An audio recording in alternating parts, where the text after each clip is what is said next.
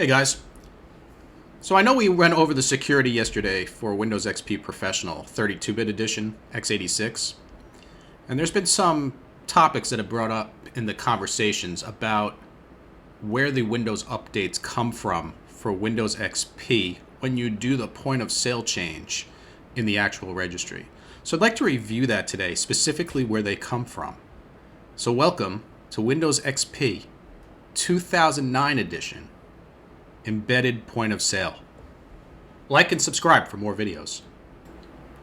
So point of sale system was originally designed and developed to be used as a point of sale system, right? So something that would be, a cashier or something that would be in a business to collect credit card data or, again, point of sale, right? But what's the difference between Windows XP Pro 32-bit edition and the point of sale system itself? Now, I want to point out that this particular point of sale system is the last version. So this is the latest version of Windows XP that they made.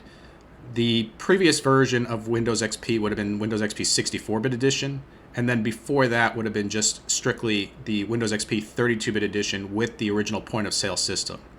This, since it's the 2009 edition, is technically called Windows XP Embedded or Point of Sale Embedded Windows XP. They only came in a 32-bit flavor.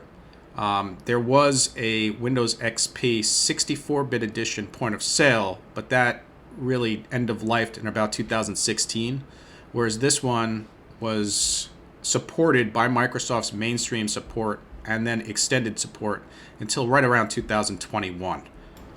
So if we start to dig into the actual operating system to see what the differences are, you'll find that there really is no difference between this and the 32-bit version of Windows XP.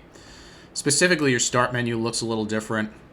There's a lot less applications installed on a Windows XP point of sale embedded system than there were on the original Windows XP. So that's not a bad thing, because that means that the XP system doesn't have as many of the flaws that the XP, the non-point of sale system has. So we don't have as many possibilities as far as potential security risks in the future, or as of today. This system also came with approximately 600 to 700 updates available for it from the original XP version that were already applied and already were fixed on the point of sale version. So in essence, this system has a far less patches required going forward because there weren't as many bugs or flaws in the original OS. This was really rewritten in about 2009 with all of the patches from 2001 to 2009 already applied to it. Things that you'll notice out of the box when you run it, it's a lot faster than the original XP version was, again, because there's not as much in it. Even if you add the multiple cores, it supports 2, so you set up 2 cores.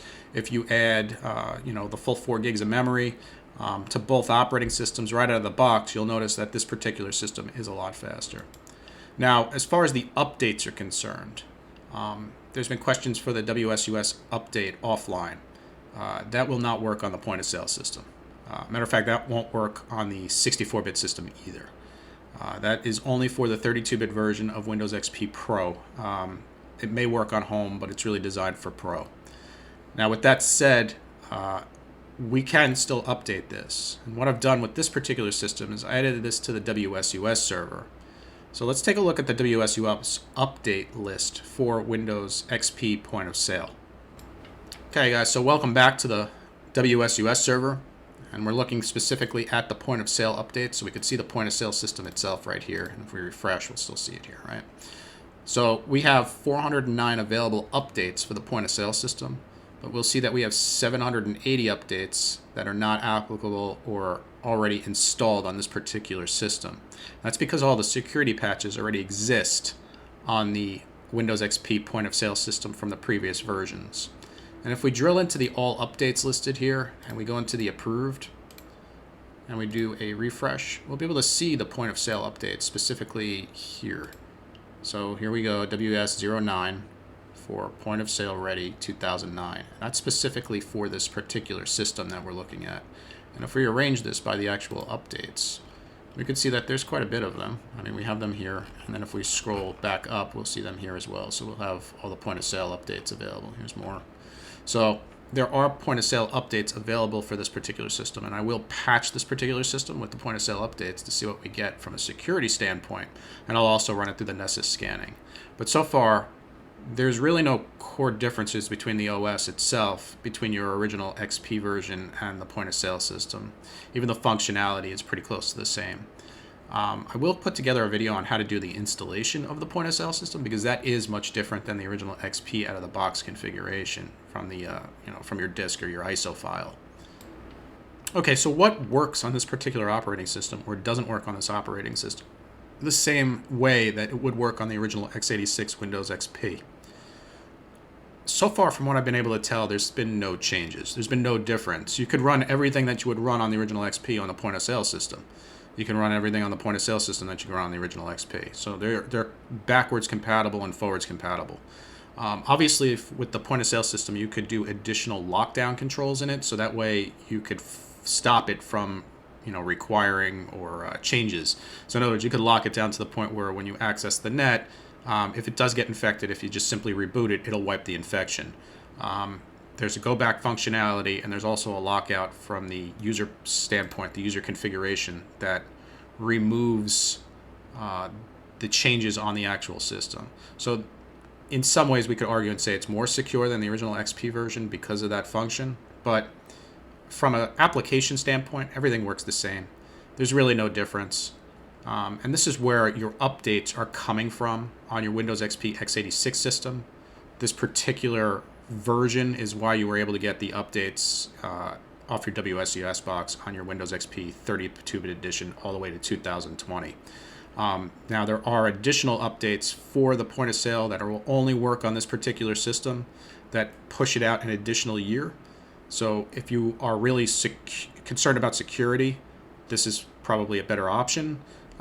With that said, this system still doesn't support the later version of SMB. The system still doesn't natively technically support HTML5. It still uses Flash-based application controls. The group policy works exactly the same when you apply it to it, just like it did on the other versions, the other system.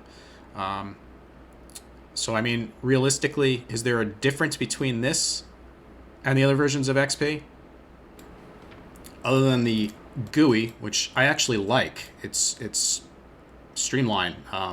It's actually kind of neat. I really do like the GUI in this much more than the other version, the other XP versions. But other than the GUI, other than the way it looks and the lack of pre-installed applications on it, it really works exactly the same as the other versions of XP.